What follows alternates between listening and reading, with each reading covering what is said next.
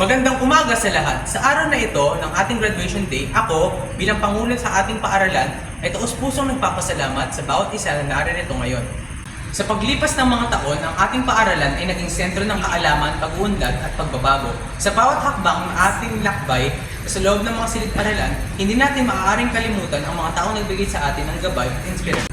Sa ating mga guro, kayo ang mga alagad ng kaalaman na hindi lang nagturo sa atin ng mga konsepto at teorya, kundi nagbukas din ng ating mga isipan at puso sa mga bagong kaalaman at karanasan. Ang inyong dedikasyon at pagmamahal sa pagtuturo ay nagbigay sa amin ng lakas at inspirasyon upang harapin ang anumang hamon sa buhay.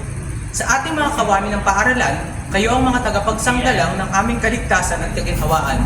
Sa inyong mahusay na pagganap ng inyong tungkulin, nagiging posible ang maginhawang kapaligiran ng pag-aaral na nagbibigay daan sa aming pag-unlad at tagumpay.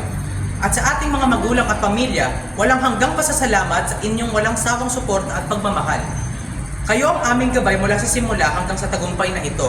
Ang inyong pagmamahal at pagtitiwala sa amin ay ang nagbigay sa amin ng lakas at determinasyon na harapin ang bawat hamon ng buhay.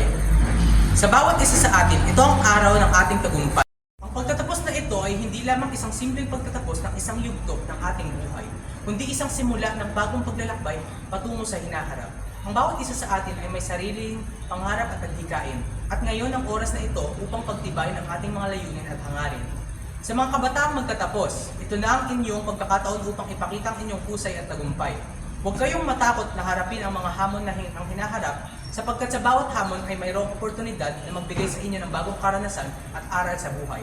Bilang Pangulo ng Paaralan, lubos kong pinahahalagahan ang bawat isa sa inyo. Kayo ang aming inspirasyon at tagumpay. Ang inyong tagumpay ay tagumpay din ng paaralan. Sa pagtatapos ng aking talumpati, hinihiling ko na patuloy nating ipagpatuloy ang ating pagtutulungan at pagmamahalan sa isa't isa. Hanggang sa muling nating pagkikita, mabuhay tayong lahat. At marami pong salamat sa lahat.